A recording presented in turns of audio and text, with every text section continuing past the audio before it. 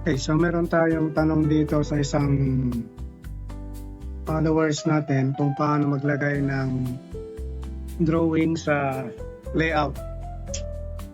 So, ang size daw ng object is 100 by 100. So, sample lang to. So, for example, 100 by 100 yung object natin. So, annotate natin to.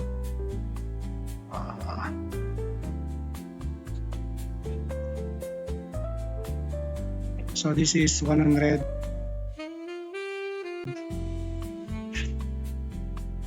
by 100.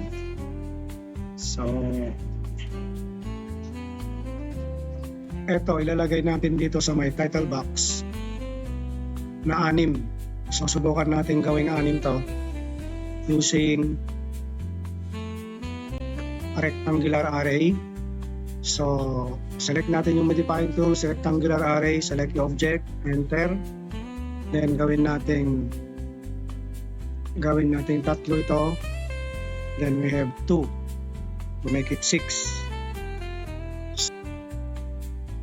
So, baguhin natin yung between niya ng 110 mm. Then, sa kabila, between sa rows, 110. Okay?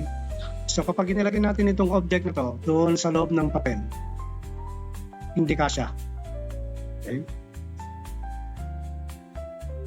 So, hindi siya kasya. Sumobra siya. So, ang gagawin natin is gagamit tayo ng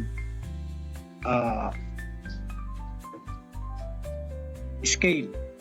So, suppose gawin natin ito na 1:2. Tapos maglalagay tayo ng annotate niya.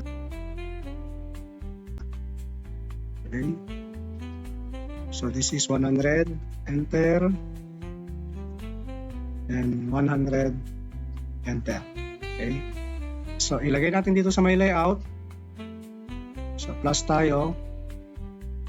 So, layout number 3. So, alisin muna natin to. Set muna natin yung layout natin or paper space natin. Paper size. So, click muna natin GWG to PDF. Then, select paper size to A4 ISO full bleed 297/210. Be sure na yung scale is 1:1, then ang unit natin is millimeter, then click OK. So kapag okay na yan, close. So napapansin niyo wala na yung parang borderline na hidden line dyan. So yung ginawa nating title block, insert natin dito. Anyway, sample lang naman. Okay, title block. Okay. Baguhin natin yung property natin ng by layer or by block. Okay. So, palitan natin doon. Balik tayo doon. Control 3. Insert.